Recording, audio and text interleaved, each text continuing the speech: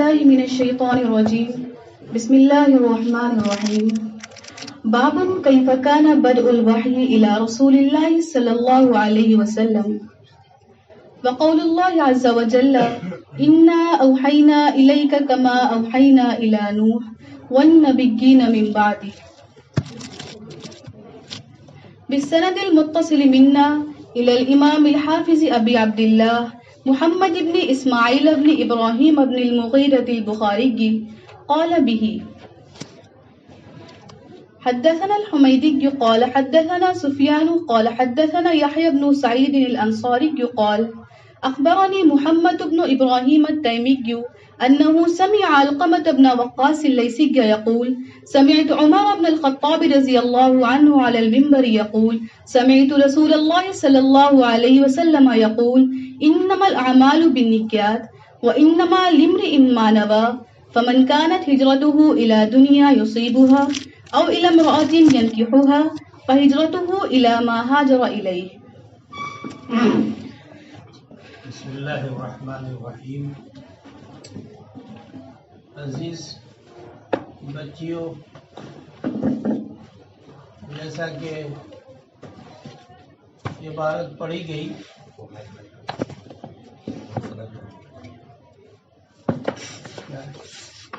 الحمدللہ نحمده ونستعینه ونستغفره ونؤمن به ونتوکل علیہ ونعوذ باللہ من شرور انفسنا ومن سیئات اعمالنا من يهده الله فلا مضل له ومن يضلل فلا هادي له ونشهد ان لا اله الا الله وحده لا شريك له ونشهد ان سيدنا ومولانا محمدا عبده ورسوله صلی اللہ علیہ وعلی آلہ واصحابہ اجمعین. عزیز بچیوں، مشہور و معروف ملک روس، اس کی ریاست ازبکستان کے ماوراء النہر کے شہروں میں سے ایک شہر ہے بخارا، اور وہ ایک ایسی شاہراہ پر ہے جہاں پر 3 ملک جڑتے ہیں، یعنی چین بھی، ایران بھی، افغانستان بھی. وہیں امام بخاری رحمۃ اللہ علیہ پیدا ہوئے، اور آپ لوگوں نے سنا ہوگا کہ امام بخاری رحمۃ اللہ علیہ 1994 ہجری میں 13 شوال کو جمعے کی نماز کے بعد 21 جولائی 810 عیسوی کو پیدا ہوئے، اور امام بخاری رحمۃ اللہ علیہ نے انگریزی تاریخوں کے اعتبار سے تقریباً 60 سال 10 دن عمر پائی، اور عربی تاریخوں کے اعتبار سے 13 دن کم 62 سال عمر ہوئی. یعنی امام بخاری رحمۃ اللہ علیہ 13 شوال 1994 میں پیدا ہو کر 30 رمضان کا دن گزر کر کے سنیچر کی رات میں، یعنی عید کی رات میں حضرت کی وفات ہوئی 256 ہجری میں، اور 31 اگست 870 عیسوی میں 810 میں پیدا ہوئے اور 870 میں حضرت کی وفات ہوئی. امام بخاری رحمۃ اللہ علیہ کا نام جیسا کہ عبارت میں بتایا گیا محمد تھا، اور ان کے والد محترم اسماعیل تھے. امام بخاری رحمۃ اللہ علیہ کی کنیت ابو عبداللہ ہے، جیسا کہ امام بخاری خود ہی اپنا تعارف ابو عبداللہ کے ذریعے ہی سے کرتے ہیں، جبکہ ان کے والد محترم ان کی کنیت ابو الحسن تھی. اور ظاہر ہے کہ حضرت اسماعیل علیہ السلام کے والد حضرت ابراہیم تھے، تو ان کے بھی والد یعنی امام بخاری کے دادا ابراہیم تھے، اور ان کے والد صاحب جو تھے المغیرہ یا مغیرہ تھے، اور ان کے والد صاحب بردزبہ تھے، اور ان کے والد صاحب بززبہ تھے. مشہور و معروف یہ ہے کہ بردزبہ یہ کسان کو کہتے ہیں، کاشتکار کو کہتے ہیں، اور شاید وہ کاشتکاری کرتے تھے اس لیے برجسبہ کے لفظ سے مشہور ہوئے۔ امام بخاری کے سلسلے نسب میں المغیرہ اس اعتبار سے مشہور ہوئے کہ انہوں نے اسلام قبول کیا تھا، ورنہ برجسبہ تو مجوسی تھے اور اسی دین میں رہتے ہوئے ان کی وفات ہوئی تھی، لیکن المغیرہ نے اسلام قبول کیا، اور یعنی وہ جو ہے جس آدمی کے ہاتھ پر اسلام قبول کیا، چونکہ وہ جوفی قبیلے کے تھے، تو اس زمانے میں یہ بات چلتی تھی کہ اگر کوئی آدمی کسی کے ہاتھ پر اسلام قبول کرتا ہے تو اس کے قبیلے کی طرف منسوب ہو جاتا ہے، تو اس وجہ سے امام بخاری کا خاندان جوفی کہلانے لگا۔ خود امام بخاری کی نسبت جو ہے دو ہو گئی، ایک تو بخاری بخارا میں پیدا ہونے کی وجہ سے، اور دوسرے جوفی اس لیے کہ ان کے ہاتھ میں ان کے پرکھوں کے اسلام قبول کرنے کی وجہ سے۔ امام بخاری رحمۃ اللہ علیہ کے جو بعد کے مغیرہ کے بعد کے جو باپ ہیں یعنی ابراہیم صاحب، تو ان کا تو نام بھی کوئی نہیں لے سکتا تھا نہ جان سکتا تھا اگر وہ اتنے بڑے عالم کے دادا نہ ہوتے۔ ان کے بارے میں سیرت نگاروں نے کچھ نہیں جانا، نہ کچھ معلوم ہے، کوئی تعارف ہے، کچھ بھی نہیں۔ لیکن امام بخاری رحمۃ اللہ علیہ کے والد صاحب بہت بڑے محدث تھے۔ ابو الحسن حضرت اسماعیل، یہ امام بخاری رحمۃ اللہ علیہ کے والد بہت بڑے محدث تھے، اور یہ امام مالک ہیں، حضرت حماد ابن زید ہیں، بڑے بڑے محدثین ہیں، ان کی یہ معاصرین میں سے ہیں، تو یہ بہت بڑے محدث ہیں۔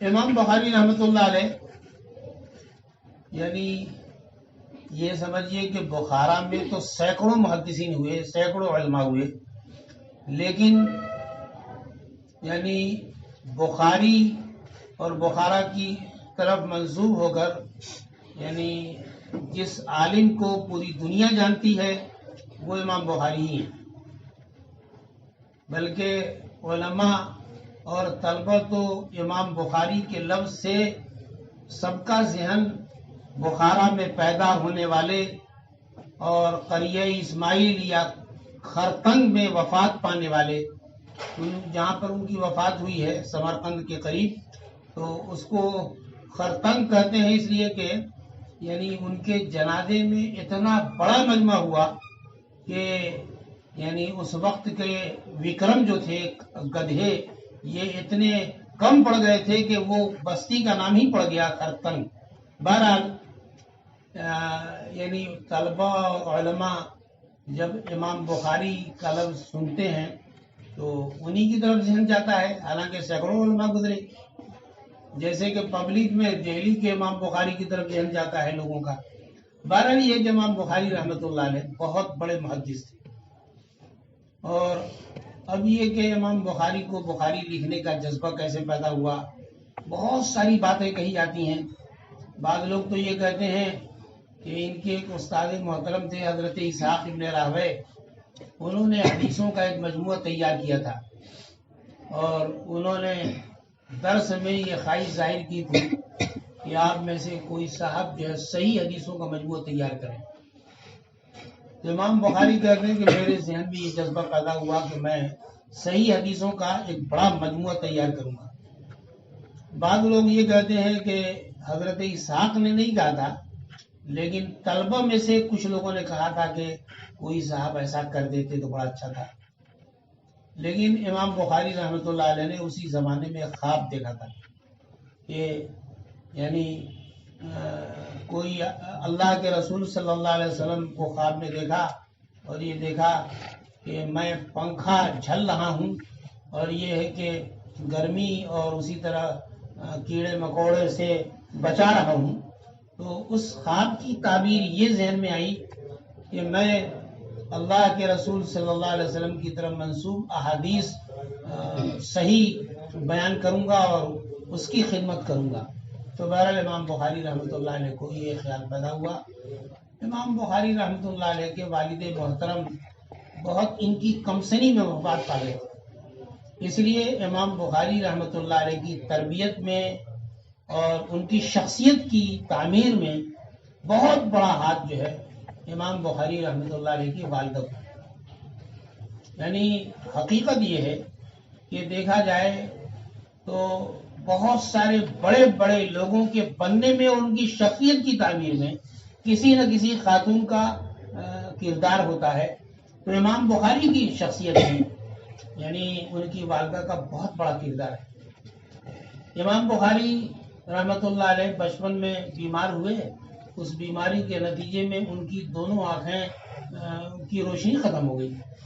امام بخاری رحمۃ اللہ علیہ کی والدہ کو بڑی تکلیف تھی اور بڑی کثرت کے ساتھ دعائیں کرتی تھیں کہ اللہ میرے بچے کی بینائی واپس کر دیجیے.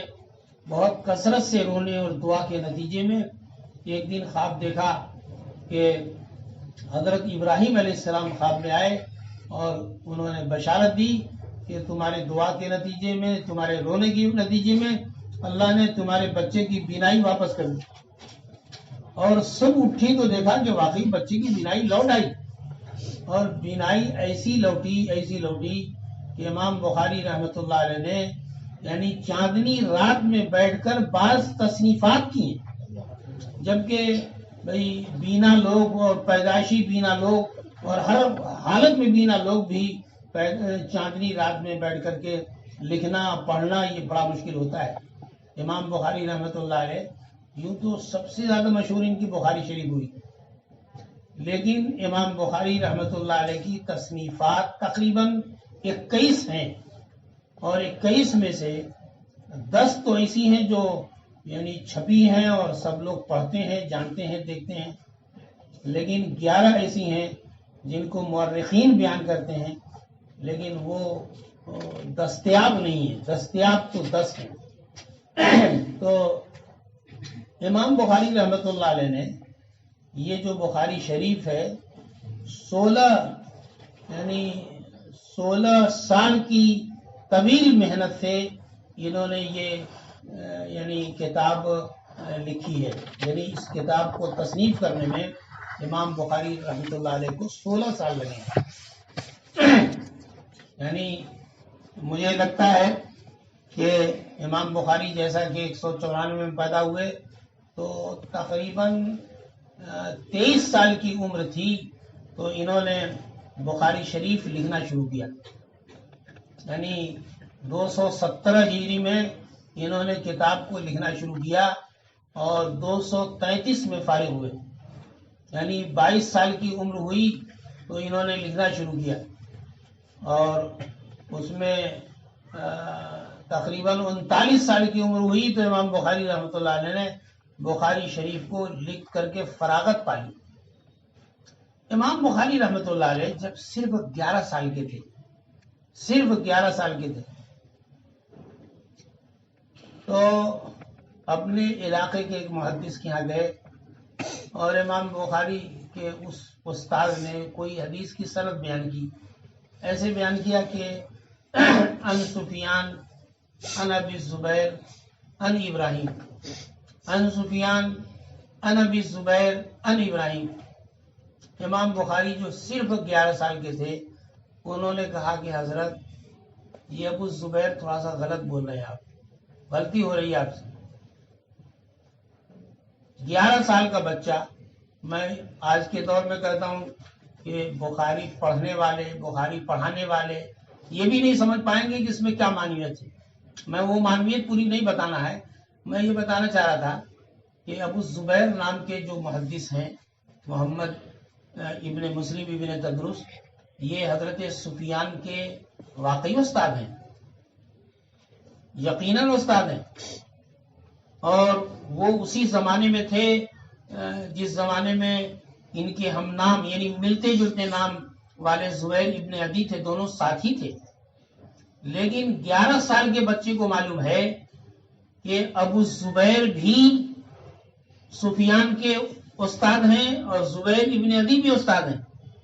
لیکن چکر یہ ہے کہ اس زمانے میں رہنے کے باوجود ابو الزبیر ابراہیم نخعی سے پڑھ نہیں پائے، باوجود کہ پڑھ سکتے تھے لیکن پڑھ نہیں پائے، ان کی سیکشن میں نہیں تھے. نہیں پڑھ پائے. تو بہرحال یہ میں کہنا چاہتا ہوں کہ وہ جو ہے محدث سند پڑھ رہے تھے سفیان عن ابی زبیر عن ابراہیم. امام بخاری نے 11 سال کے ہو کر کے کہا حضرت آپ سے غلطی ہو رہی. تو گئے تو دیکھا کہ کتاب میں لکھا ہوا ہے ویسے ہی لکھا ہوا ہے. پوچھا کہ بیٹا کیسے لکھنا چاہیے؟ کہا کہ آپ پہلے چیک کر لیجئے. چیک کر کے آئے. کہا اچھا بیٹے اب بتاؤ کیسے لکھنا چاہیے. کہا کہ ابو زبیر کو بدل کر زبیر ابن عدی کر دیجئے. اس لیے کہ دونوں اگرچہ ساتھی ہیں لیکن جو ہے ابو زبیر ابراہیم سے پڑھ نہیں پائے. تو یہ میں کہنا چاہتا ہوں کہ 11 سال کی عمر میں یعنی بعض لوگوں نے امام بخاری کے زمانے میں یہ کہا کہ مجھے 70,000 حدیث یاد ہے. امام بخاری نے اپنا نام تو نہیں لیا ان کے ساری میں، لیکن یہ کہا ضرور کہ اس دور میں کچھ ایسے لوگ بھی ہو سکتے ہیں جن کو 1 لاکھ 3 لاکھ حدیث یاد ہو. وہ امام بخاری رحمۃ اللہ علیہ اپنی طرف اشارہ کر رہے تھے. امام بخاری رحمۃ اللہ علیہ کی ذہانت ہے اور حافظہ ہے اور دیانت اور تقوی ہے اور احتیاط کی زندگی ہے. اس کا تصور بھی نہیں کر سکتے. جو باتیں اس سے پہلے بھی میں نے کئی بار یہ بات بتائی. امام بخاری رحمۃ اللہ علیہ نے اتنی محتاط زندگی گزاری ہے اور اپنے آپ کو تہمت اور شک سے پرہیز رکھا ہے، پرہیز کرتے ہوئے رکھا ہے کہ امام بخاری رحمۃ اللہ علیہ کسی دریائی سفر میں انہوں نے کسی ساتھی کو بتا دیا کہ میرے پاس 1000 اشرفی یا دینار ہے. اب اس نے سوچا کہ اس کو میں ہڑپ لوں. دریائی سفر میں اس نے ہنگامہ کیا کہ میرے اٹیچی میں 1000 اشرفی تھی، کسی نے چرا لیا. لوگوں نے کہا کہ جس نے بھی چرایا ہوگا اسی کی اٹیچی میں ہوگی. سب کی تلاشی ہوئی، امام بخاری کی اٹیچی کی بھی تلاشی ہوئی، کہیں نہیں ملا. اب وہ آدمی شرمندہ ہو گیا، لیکن بعد میں اس نے پوچھا کہ حضرت آپ نے تو کہا تھا کہ میری اٹیچی میں 1000 اشرفی ہے لیکن ملی نہیں. انہوں نے کہا کہ جب میں نے کہا تھا تو اس وقت تھی، لیکن اگر میری اٹیچی سے نکل گئی ہوتی وہ 1000 اشرفی تو بعض لوگ سمجھ سکتے تھے کہ شاید میں نے چرایا ہے. تو اس شک سے دور کرنے کے لیے اپنے آپ کو میں نے لوگوں کی نظر بچا کر اس کو دریا میں پھینک دیا تاکہ بدنامی نہ ہو سکے. امام بخاری رحمۃ اللہ علیہ نے یہ فرمایا کہ میری اس کتاب میں جتنی حدیثیں ہیں تمام کے تمام حدیثوں پر ہم نے عمل کیا ہے. ایک دن خیال آیا امام بخاری رحمۃ اللہ علیہ کو کہ ہم نے پچھنا نہیں لگایا جبکہ اللہ کے رسول صلی اللہ علیہ وسلم نے پچھنا لگایا ہے. تو امام بخاری رحمۃ اللہ علیہ نے باقاعدہ اس کو ڈھونڈا اور ڈھونڈ کر کے سنت سمجھ کر کے انہوں نے پچھنا لگایا. اور چونکہ اللہ کے رسول صلی اللہ علیہ وسلم نے پچھنا لگانے والے کو 1 دینار اور 1 اشرفی دی تھی اکرامیہ کے طور پر، تو امام بخاری رحمۃ اللہ علیہ نے بھی اتباع سنت میں انہوں نے بھی 1 دینار اس کو دیا. تو یہ تھے امام بخاری رحمۃ اللہ علیہ. ان کی عظمت اور ان کی سیرت تو بہت بلند ہے اور اللہ نے ان کی کتاب کو بڑی قبولیت بخشی ہے. ہر اعتبار سے کام ہوا ہے. بخاری شریف پر کام ہوا ہے اور یہ کہ بھئی یہ تو سب لوگ بھی کہتے ہیں کہ قرآن پاک کے بعد سب سے معتبر اور سب سے صحیح کتاب جو ہے یہ بخاری شریف ہے. امام بخاری رحمۃ اللہ علیہ کے اساتذہ جن سے انہوں نے پڑھا ہے 1080 ہیں، لیکن بخاری شریف میں 289 یا 296 بلکہ میں تو کہتا ہوں کہ 321 اساتذہ سے امام بخاری نے اس کتاب میں حدیثوں کو درج کیا ہے. ورنہ خود امام بخاری رحمۃ اللہ علیہ سے بخاری شریف پڑھنے والے 90,000 طلبہ ہیں. ان کی زندگی میں جن طلبہ نے پڑھا ہے ان کی تعداد بتائی گئی کہ 90,000 ہے. تو بہرحال یہ مسئلہ ہے. تھوڑا سا مختصر امام بخاری رحمۃ اللہ علیہ کی سیرت ہوئی. اب اس کے بعد جو ہے ایک بات یہ سمجھیے کہ ترجمہ تراجم اس کے 3 معنی آتے ہیں. بعض مرتبہ تو ترجمہ ایک زبان سے دوسرے زبان میں جو تبدیل کرنے کو کہتے ہیں، ٹرانسلیشن کو کہتے ہیں. ایک تو ترجمہ اسی کے لیے، عام طور سے عام لوگ جانتے ہیں کہ ترجمے کے یہ معنی آتے ہیں. اہل علم جانتے ہیں کہ ترجمہ و تراجم دو اور معنوں کے لیے استعمال ہوتا ہے. نمبر ایک سیرت کے لیے، یعنی تراجم الائمہ، ائمہ کی سیرتیں، ان کی سوانح حیات، اس معنی میں ترجمہ کبھی آتا ہے. اور کبھی کبھی جیسے کہ بخاری میں ابھی ہم بولیں گے تو یہ تیسرے معنی میں ہے. وہ کیا ہے؟ عنوان کے معنی میں، ہیڈنگ کے معنی میں، سرخی کے معنی میں. تو یہ بات مشہور و معروف ہے اور صحیح بھی ہے کہ سب سے بہتر، سب سے مشکل، سب سے زیادہ علمی تراجم اور عنوانات و سرخیاں بخاری شریف کی ہیں. سب سے مشکل بھی ہیں، سب سے بہت بلند بھی ہیں، بڑے مشکل اور علمی ہیں. اور سب سے آسان جو ہے سرخیاں اور عنوانات ترمذی، امام ترمذی رحمۃ اللہ علیہ کے ہیں. تو بہرحال کہتے ہیں کہ امام بخاری کے عنوانات میں ان کے اجتہادات اور ان کی فقہ پوشیدہ ہوتی ہے. بہرحال امام بخاری رحمۃ اللہ علیہ نے اپنی کتاب کی شروعات جو ہے یعنی بدء وحی کے بعد سے کی ہے. مصنفین نے یعنی الگ الگ سوچ رکھی ہے. کسی مصنف نے یعنی یہ سوچا کہ حدیث کی کتاب کون پڑھے گا؟ مسلمان پڑھے گا. مسلمان پڑھے گا تو مسلمان پر ایمان کے بعد سب سے پہلے کیا چیز فرض ہے؟ نماز ہے. اور نماز بغیر طہارت کے نہیں ہوگی تو کتاب الطہارت سے کتاب شروع کر دی. بعض لوگوں نے یہ کہا کہ بھئی کوئی عمل بے ایمان کے مقبول نہیں ہوگا تو انہوں نے کتاب الایمان سے اپنی کتاب شروع کر دی. بعض لوگوں نے یہ سوچا کہ ہمیں قرآن اور پورا دین محمد الرسول اللہ صلی اللہ علیہ وسلم کے ذریعے سے ملا ہے تو انہوں نے اتباع سنت کے ذریعے سے اپنی کتاب شروع کر دی. لیکن امام بخاری رحمۃ اللہ علیہ نے سوچا کہ دین اور دین کے جملہ مسائل اور ایمان اور ایمانی مسائل اور ہر چیز جو ہے یہ مستنبط ہے وحی سے. وہ وحی جو یعنی وحی کئی طرح سے ہوتی ہے، جیسا کہ آپ پڑھیں گی بعد میں کہ وحی کبھی فرشتے اپنے اصلی صورت میں بھی آتے ہیں، کبھی انسانی صورت کے بھی آتے ہیں، کبھی وحی الہام کی شکل میں بھی ہوتی ہے، کبھی وحی جو ہے خواب میں بھی آتی ہے. البتہ یہ ذہن میں رکھنا چاہیے کہ اللہ کے رسول صلی اللہ علیہ وسلم کے پاس حضرت جبریل 24,000 بار آئے ہیں. قرآن کی آیتوں کی تعداد 6,666 ہے، لیکن جو ہے قرآنی جو وحی ہے وہ حضرت جبریل انسانی صورت میں آ کر بالعموم حضرت دہیہ ابن خلیفہ کلبی کی شکل میں آ کر انہوں نے وحی پہنچائی ہے. تو وحی ایک مطلوبی ہوتی ہے اور ایک وحی غیر مطلوبی ہوتی ہے. وحی مطلوب کیا ہے؟ قرآن پاک ہے. اور وحی غیر مطلوب کیا ہے؟ حدیث ہے. ایک چیز ہوتی ہے حدیث، عام حدیثیں، اور ایک ہوتی ہے حدیث قدسی. حدیث قدسی کہتے ہیں جس میں اللہ کے رسول صلی اللہ علیہ وسلم صراحت کے ساتھ یہ بات کہیں کہ اللہ رب العزت نے یہ بات کہی. اور عام حدیثوں میں اللہ کی بات ہوتی ہے لیکن اللہ رب العزت کی طرف اللہ کے رسول صلی اللہ علیہ وسلم منسوب نہیں کرتے. یہ حدیث قدسی میں اور عام حدیثوں میں فرق ہے کہ حدیث جو عام حدیث ہوتی ہے اس میں بھی بات اللہ رب العزت ہی کی ہوتی ہے. وما ينطق عن الهوى ان هو الا وحی یوحی. لیکن وہ چیز کبھی اصولی وحی کے نتیجے میں ہوتی ہے یا حضرت کا اجتہاد ہوتا ہے یا یہ کہ صراحت کے ساتھ وحی ہوتی ہے.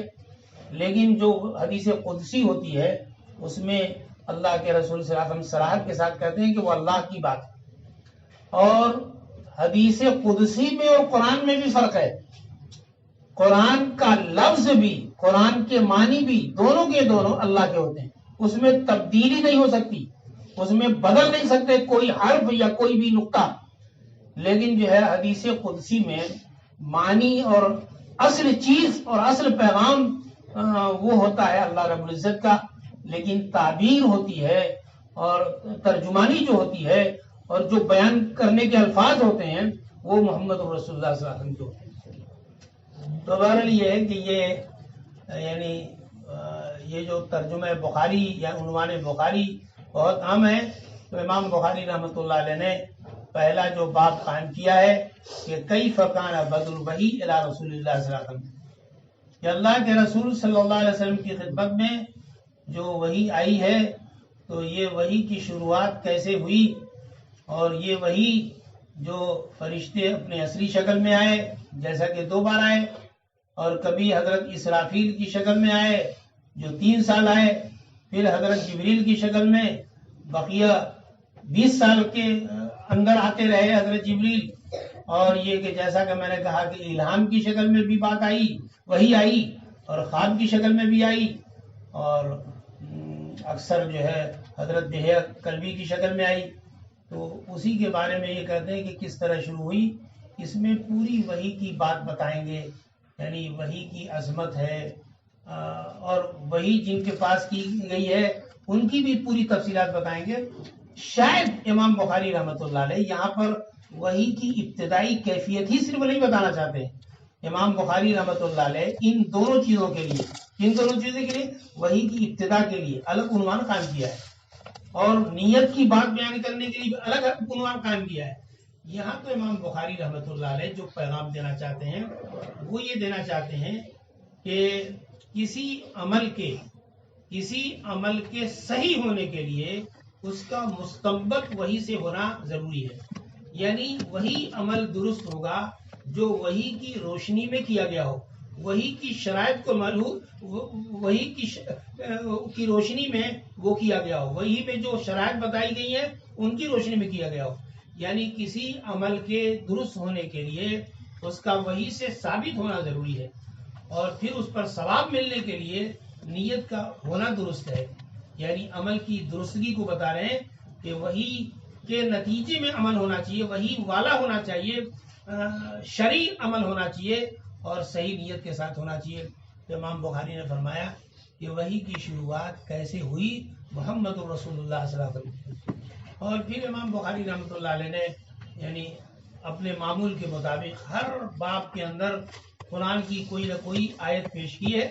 امام بخاری جیسے یعنی حدیث کے بہت بڑے حافظ ہیں، اسی طرح قرآن کے صرف لفظ ہی کے نہیں بلکہ قرآن کے معنی کے بہت بڑے حافظ ہیں۔ اتنا زیادہ یعنی ان کو مہارت ہے کہ ہر موضوع سے متعلق جو آیتیں ہو سکتی ہیں اسی اعتبار سے وہ فٹ کرتے ہیں امام بخاری رحمۃ اللہ علیہ۔ چنانچہ یہ کہتے ہیں انا اوحینا الیک کما اوحینا الی نوح والنبیین من بعد، کہ ہم نے آپ کے پاس اسی طرح وہی بھیجی جیسے کہ حضرت نوح علیہ السلام کے پاس بھیجی اور ان کے بعد کے نبی۔ اب یہ کہ حضرت نوح سے پہلے بہت سارے انبیاء ہوئے، تو بعض لوگ یہ کہتے ہیں کہ بقیہ انبیاء کے پاس یعنی تکوینی مسائل یا دنیاوی مسائل میں زندگی گزارنے کے طریقوں سے متعلق وحی آئی، لیکن حضرت نوح علیہ السلام کے بعد یعنی جو وحی آنا شروع ہوئی وہ شریعت کے مسائل کے متعلق آئی، یا یہ کہ حضرت نوح علیہ السلام آدم ثانی ہیں اس لیے بطور خاص ان کا نام لیا، اور حضرت شیس کا نام نہیں لیا، اور بھی حضرت ادریس کا نام نہیں لیا، حضرت نوح علیہ السلام کا نام لیا۔ یہ معلوم ہونا چاہیے کہ یہ بات مشہور ہے کہ حافظ اس کو کہتے ہیں، حافظ حدیث، جس کو 1,00,000 حدیث یاد ہو، اور یعنی حجت اسے کہتے ہیں جس کو 3,00,000 حدیث یاد ہو، اور حاکم اس کو کہتے ہیں جس کو جملہ حدیثیں یاد ہو۔ لیکن جو ہے صحیح بات یہ ہے کہ فن حدیث کے ماہرین کے لیے مختلف الفاظ ہیں، جس میں سے ایک لفظ دوسرے لفظ کے مقابلے میں بڑا یا چھوٹا ہے۔ سب سے چھوٹا جو لفظ ہے مسند اور محدث کا ہے، اور سب سے بڑا جو لفظ ہے وہ امیر المومنین فی الحدیث کا ہے۔ سب سے بڑا جو محدث کہلاتا ہے وہ امیر المومنین فی الحدیث ہوتا ہے، پھر اس کے بعد حاکم ہوتا ہے، پھر اس کے بعد حجت ہوتا ہے، پھر اس کے بعد جو ہے حافظ ہوتا ہے، پھر اس کے بعد مسند یا محدث ہوتا ہے۔ امام بخاری رحمۃ اللہ علیہ یہ امیر المومنین فی الحدیث ہے۔ بہرحال امام بخاری رحمۃ اللہ علیہ کے استاد جن سے امام بخاری نے پہلی حدیث بیان کی ہے وہ ہیں حضرت حمیدی۔ امام بخاری نے یہ حدیث بہت سارے اساتذہ سے پڑھی ہے، اب بیان بھی کیا ہے کئی جگہ پر کہ میں نے یہ حدیث میں نے عبداللہ ابن یوسف سے بھی پڑھی ہے، کبھی بتاتے ہیں میں نے قتیبہ سے بھی پڑھی ہے، کبھی بتاتے ہیں کہ میں نے ہشام ابن عبد الملک سے بھی پڑھی ہے، لیکن یہاں پر حمیدی کے حوالے سے یہ حدیث بیان کر رہے ہیں۔ امام بخاری کیوں یہاں پر ان کا انتخاب کیوں کیا ہے؟ اس لیے انتخاب کیا ہے کہ حضرت حمیدی مکی ہیں، مکے کے رہنے والے ہیں۔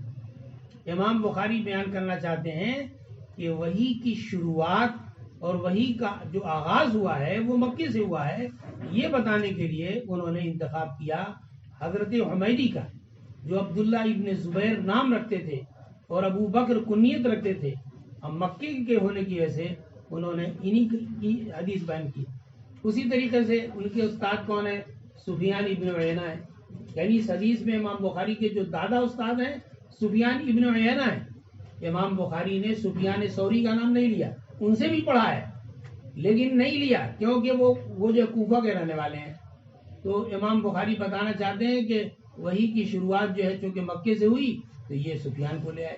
پھر اس کے بعد یہی ابن سعید ابن قیس الانصاری ہیں، پھر اس کے بعد محمد ابن ابراہیم التیمی ہے، وہ علقمہ ابن وقاص لیثی سے نقل کرتے ہیں، وہ حضرت عمر ابن خطاب سے نقل کرتے ہیں کہ حضرت عمر ابن خطاب کو میں نے منبر پر فرماتے ہوئے سنا کہ میں نے رسول اللہ صلی اللہ علیہ وسلم کو بیان کرتے ہوئے سنا کہ عمل کی درستگی نیت پر موقوف ہے، عمل اسی وقت معتبر ہوگا جب کی نیت ہوگی، یعنی نیت جو ہے درست ہونا پہلے نمبر پر، تو ایک نیت ہونا چاہیے، یعنی بھائی نیت کا درست ہونا تو ضروری ہے ہی، لیکن نیت تو کم سے کم ہونا چاہیے۔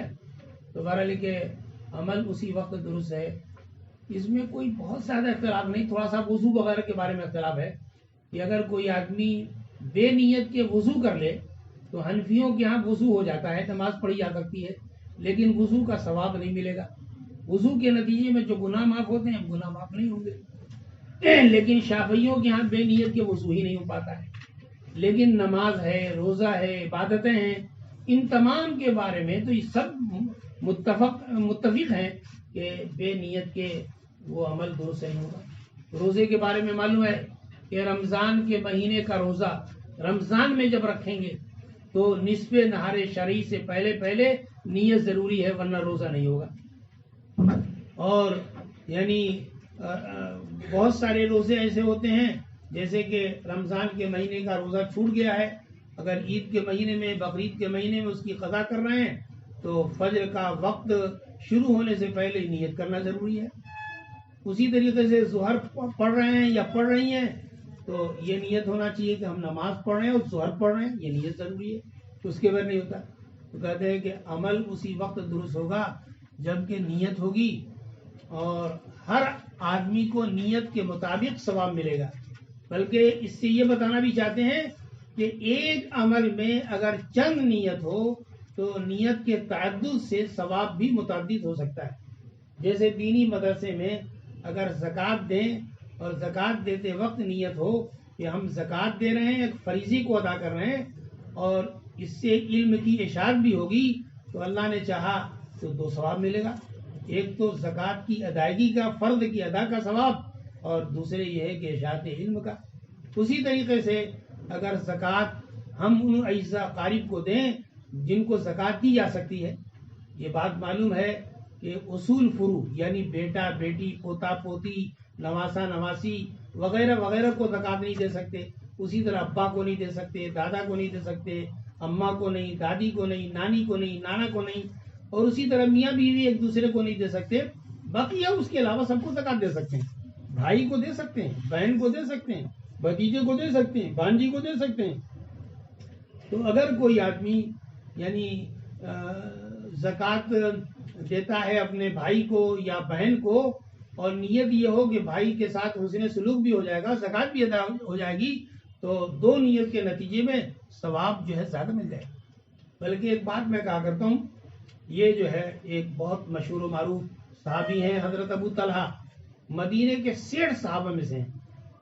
ایک بار انہوں نے لن تنالوا البر حتى تنفقوا مما تحبون والی جو آیت اتری تو انہوں نے اللہ کے رسول صلی اللہ علیہ وسلم سے کہا کہ اس آیت سے معلوم ہوتا ہے کہ پسندیدہ مال اللہ کے راستے میں صدقہ کرنا چاہیے، تو انہوں نے اپنا بڑا قیمتی شاندار باغ، گومتی نگر سے بھی بہت زیادہ قیمتی علاقے کا باغ، بہت شاندار باغ، انہوں نے اللہ کے رسول صلی اللہ علیہ وسلم سے کہا کہ بھائی میں اس کو جو غربا مساکین کو صدقہ خیرات کر دینا چاہتا ہوں۔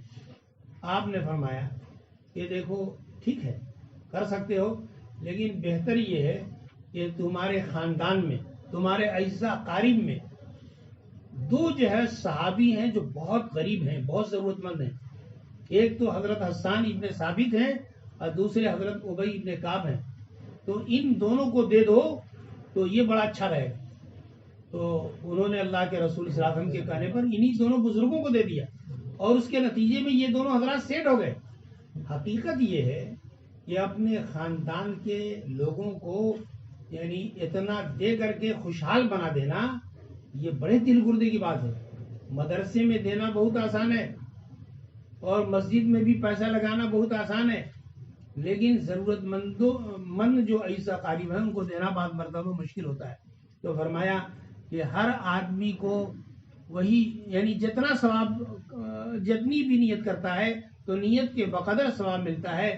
تو پھر اس کے بعد جو جملہ ہے وہ ایک سیاق میں ہے کہ کسی صاحب نے یعنی کسی خاتون سے نکاح کرنے کے لیے شادی کی تھی، تو اللہ کے رسول صلی اللہ علیہ وسلم نے کہا کہ بھائی اگر کوئی آدمی کسی خاتون سے نکاح کے لیے شادی کرے گا تو اس کی ہجرت اسی کے مقصد کے لیے مانی جائے گی۔ اس سے یہ بات معلوم ہوتی ہے کہ اگر شروع میں نیت میں گڑبڑی ہو اور اگر تنبہ ہو جائے تو پھر جو ہے نیت درست مان لی جاتی ہے اور ثواب مل جاتا ہے۔ اس لیے کہ ان صحابی کو اللہ کے رسول صلی اللہ علیہ وسلم نے یہ تو تنبیہ ضرور فرمائی، لیکن یہ نہیں کہا کہ بھئی تم ایسا کرو کہ دوبارہ مکے جاؤ، مکے جانے کے بعد نیت اپنی صحیح کرو پھر دوبارہ آؤ، صرف اللہ کی رضا کے لیے آؤ، کسی خاتون سے شادی کے لیے نہیں۔ تو فرماتے ہیں کہ اگر کسی آدمی کی ہجرت دنیا کے حصول کے لیے ہو، یعنی کینٹین چلانے کے لیے ہو، کسی آدمی کا کاروبار کیا ہے؟ وہ کاروبار یہ ہے کہ کینٹین چلاتا ہے جس میں بڑے کا گوشت ملتا ہے، اور مسلمان چلے گئے اس علاقے سے تو سوچ رہا ہے کہ کینٹین نہیں چل رہی ہے تو چلیں ایسی جگہ میں جہاں مسلمان ہو۔ تو ہجرت کا مقصد کیا ہے، نیت کیا ہے؟ کینٹین چلانا ہو تو کہتے ہیں کہ وہ اللہ کے رسول کے لیے نہیں مانی جائے گی اور وہ ثواب نہیں ملے گا، وہ تو کینٹین ہی کے مقصد سے مانا جائے گا۔ یا کسی عورت سے نکاح کے لیے اگر کوئی آدمی ہجرت کرتا ہے تو اس کے لیے اس کی ہجرت اسی کے لیے مانی جائے گی۔ تو بہرحال یہ ہے کہ یہ ہے اس حدیث کا مطلب۔ اب واقعہ یہ ہے جیسا کہ میں کہا کرتا ہوں کہ تین چیزیں ہوتی ہیں۔ ایک چیز ہوتی ہے بے نیتی، یعنی ہم اچھے سے اچھا کام کرتے ہیں کچھ بھی نیت نہیں ہوتی، اور ایک یہ ہوتا ہے کہ بری نیت، اور ایک یہ ہوتا ہے کہ نیت کا استحضار بھی اور صحیح نیت ہونا۔ تو اس حدیث کا جو اصل مقصد ہے وہ یہ ہے کہ ہر اچھے عمل میں نیت کا استحضار بھی ہو اور نیت جو ہے صحیح بھی ہونا چاہیے۔ یہ اصل پیغام دیا جا رہا ہے۔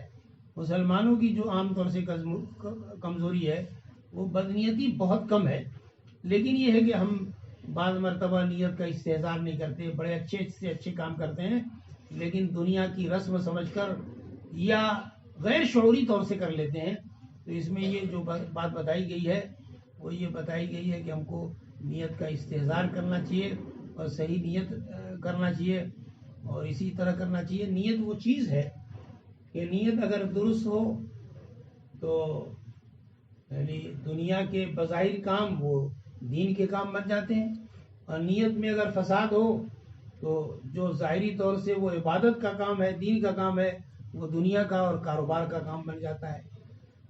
تو بہرحال یہ ہے مختصر بات، اور یہ کہ شروع میں اس حدیث کو بیان کرنے کا مقصد یہ ہے کہ امام بخاری پیغام دینا چاہتے ہیں پڑھنے والیوں کو، پڑھانے والیوں کو، کہ ہم جو دین کی تعلیم حاصل کریں تو وہ صحیح جذبے سے اللہ اور اس کے رسول کی رضا کے لیے، اور یہ کہ اس لیے کہ ہم یعنی ان موضوعات کو پڑھیں گے اور پڑھ کر کے عمل کریں گے اور اس کی دعوت دیں گے اور اسی کے مطابق فیصلے کریں گے، یہ ذہن میں نیت ہونا چاہیے۔ کبھی کبھی علم حاصل کرنے کا مقصد مناظرہ ہوتا ہے، بحث ہوتا ہے، کسی کو شرمندہ کرنا ہوتا ہے، تو یہ نیت ہونا چاہیے کہ ہم اللہ کے رسول صلی اللہ علیہ وسلم کی جو حدیثیں پڑھیں گے تو عمل کے لیے پڑھیں گے، تو یہ جذبہ رہنا چاہیے۔ حقیقت یہ ہے کہ یہ جو علم اور علم دین اور شریعت اور حدیثیں ہم تک پہنچی ہیں، یہ 3 ذریعوں سے ہیں۔ ایک تو یہ نوٹ ہوئی ہیں، لکھی گئی ہیں، چھپی ہیں، اور دوسری چیز کیا ہے کہ بھئی محدثین کا، صحابہ کا اور ان لوگوں کا حافظہ بہت مضبوط رہا، اس کے نتیجے میں یہ محفوظ ہو گئی ہیں۔ تیسری جو چیز یہ ہے کہ تعامل، یعنی لوگوں نے عمل کیا، عمل کر کے دکھلایا، اور محمد رسول اللہ صلی اللہ علیہ وسلم کے زمانے سے آج تک عمل ہوتا رہا، اس عمل کے نتیجے میں یہ دین اور دین کے مسائل محفوظ ہوئے اور سب لوگوں نے جانے۔ تو اسی طریقے سے طلبہ کے لیے، طالبات کے لیے، یعنی ان موضوعات کو یاد کرنے کا سب سے اچھا طریقہ یہ ہے کہ جو پڑھیں یہ نیت کر لیں کہ اس پر عمل کریں، اور جب عمل کی نیت ہوگی اور عمل کریں گے تو انشاءاللہ یعنی جو کتاب پڑھنے کا فائدہ ہے، فائدہ یہی ہے عمل کرنا، تو وہ فائدہ بھی حاصل ہوگا اور یہ مضمون یاد ہو جائے گا۔ میں ایک معمولی بات کہنا چاہتا ہوں، جیسے ہم لوگوں کو یاد نہیں رہتا کہ جمعے کے دن جمعے سے پہلے کئی رکعت ہے اور جمعے کے بعد کئی رکعت ہے۔ اگر اس وقت پڑھتے وقت ذہن میں رکھیں کہ ابن تیمیہ کے ہاں جمعے کے دن جمعے سے پہلے 0 ہے، سنت ہے ہی نہیں، تحیۃ المسجد تو ہے لیکن 0، سنت کچھ نہیں ہے، اور ایک امام شافعی رحمۃ اللہ علیہ کے ہاں 2 رکعت ہے، امام ابو حنیفہ رحمۃ اللہ علیہ کے ہاں جمعے سے پہلے 4 رکعت ہے۔ جمعے کے بعد کیا ہے؟ امام شافعی رحمۃ اللہ علیہ کے ہاں 2 رکعت ہے، امام ابو حنیفہ رحمۃ اللہ علیہ کے ہاں 4 رکعت ہے، اور صاحبین کے ہاں 6 رکعت ہے۔ فقہ میں لکھا ہے کہ پہلے 4 بعد میں 2، اور حضرت عبداللہ ابن عمر کے ہاں ہے پہلے 2 بعد میں 4۔ تو یہ سب بات اگر ہم پڑھیں گے اور اس پر عمل کرتے رہیں گے تو انشاءاللہ یاد رہے گا۔ اللہ رب العزت ہم سب کو کہنے سننے سے زیادہ عمل کی توفیق عطا فرمائے۔ اور یہ ہے کہ خاص بات یہ ہے جو میں کہتا رہتا ہوں کہ طالبات جو ہیں یہ دین کی تعلیم پا رہی ہیں، تو اس میں یعنی جو اپنے فرائض اور ذمہ داریوں کی بحث ہے، ان ذمہ داریوں کی بحث کو ذرا شعور کے ساتھ پڑھیں اور اس پر عمل کرنے کی کوشش کریں۔ ایسا نہ ہو کہ پڑھنے کا مقصد کیا ہو کہ ہم چن کر کے اپنے حقوق کی بحث کو یاد رکھیں، اور یہ کہ اپنی عملی زندگی میں اپنے حقوق کو حاصل کرنے کی کوشش کریں۔ ایسا اگر کریں گے تو نتیجہ یہ ہوگا کہ دینی تعلیم سے روکنے کے درجے میں ہو جائے گا۔ حقیقت یہ ہے، اللہ کے رسول صلی اللہ علیہ وسلم سے حضرات انصار نے ایک بات کہی، کہنے لگے اللہ کے رسول صلی اللہ علیہ وسلم، آپ کے بعد اگر کچھ ایسے عمرا حاکم بن جائیں جو ہم سے ذمہ داریاں تو اٹھوائیں لیکن ہمارے حقوق نہ دیں، تو ہم ایسی صورت میں کیا حقوق کے لیے مظاہرہ کریں، احتجاج کریں، اسٹرائک کریں، یا ہم جو ہے لڑ کر کے لے لیں؟ آپ نے فرمایا ہرگز نہیں، تم اپنی ذمہ داریاں 100% ادا کرنا، حقوق مل جائیں تو ٹھیک، اور نہ ملے تو اللہ رب العزت سے اپنے حقوق کے ملنے کی دعا کرنا۔ تو یہی بات میں عزیز طالبات سے کہنا چاہتا ہوں کہ عملی زندگی میں پہنچنے کے بعد اپنے فرائض جو ہے پورے ادا کریں، حقوق کے لیے دعا کریں، آپ کے اخلاق سے انشاءاللہ حقوق ملیں گے۔ لیکن جو ہے یعنی جب عملی زندگی میں پہنچیں تو جس سطح کی ہوں، یعنی اگر ماں بنے تو نمونے کی ماں بنے، بہن بنے تو نمونے کی بہن بنے، بیٹی بنے تو نمونے کی بیٹی بنے، بہو بنے تو نمونے کی بہو بنے۔ اور حضرات صحابیات میں یعنی ہر طرح کے نمونے مل جائیں گے، بیٹی کے نمونے، بہو کے نمونے، اور اسی طریقے سے بیوی کے نمونے، ماں کے نمونے، وہ نمونوں کو اختیار کرنے کی کوشش کریں۔ اللہ رب العزت ہم سب کو صحیح جذبے سے دین کی تعلیم حاصل کرنے اور دین کی تعلیم دینے کی توفیق عطا فرمائے۔ وآخر دعوانا اعوذ باللہ من الشیطان الرجیم، بسم اللہ الرحمن الرحیم، اللهم صل على محمد وعلى آل محمد كما صليت على إبراهيم وعلى آل إبراهيم إنك حميد مجيد، اللهم بارك على محمد وعلى آل محمد كما باركت على إبراهيم وعلى آل إبراهيم إنك حميد مجيد، اللهم إنك عفو كريم تحب العفو فاعف عنا يا كريم. اللهم احفظنا من كل بلاء الدنيا وعذاب الآخرة. اللهم أرنا الحق حقا وارزقنا اتباعه وأرنا الباطل باطلا وارزقنا اجتنابه. اے اللہ اس مجلس میں جو بات کہی گئی ہے اے اللہ ہم سب کو عمل کی توفیق عطا فرما. اے اللہ اس ادارے کو قبول فرما. اے اللہ مولانا کوثر صاحب کو قبول فرما. اے اللہ ان کو صحت و عافیت کے ساتھ رکھیے. اے اللہ ان کے والد صاحب کو خوب صحت و عافیت کے ساتھ قادر زندگی عطا فرما. اے اللہ ہر طرح کی بیماریوں سے حفاظت فرما. اے اللہ اس پورے ادارے کی حفاظت فرما. پڑھانے والیوں کی حفاظت فرما. پڑھنے والوں کی حفاظت فرما. پڑھانے والوں کی حفاظت فرما.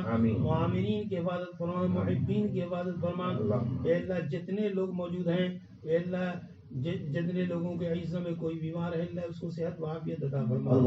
جو بچیاں شادی کی عمر کو پہنچ چکی ہیں اے اللہ مناسب رشتے کا نظم فرما. اے اللہ وہ رشتہ خوشگوار بنا. اے اللہ جو جن کا رشتہ ہو چکا ہے اے اللہ اس رشتے کو خوشگوار بنا. اے اللہ ہم سب کے مسائل کو حل فرما. جو لوگ کسی مقدمے میں ہیں اللہ ان مقدمات کا صحیح فیصلہ فرما. اے اللہ ان کے حق میں صحیح فیصلہ فرما. اے اللہ ہم سب کو قبول فرما. ہر طرح کی بیماریوں سے محفوظ فرما. اے اللہ ملک کے حالات کو درست فرما. اے اللہ وبائی بیماری سے حفاظت فرما.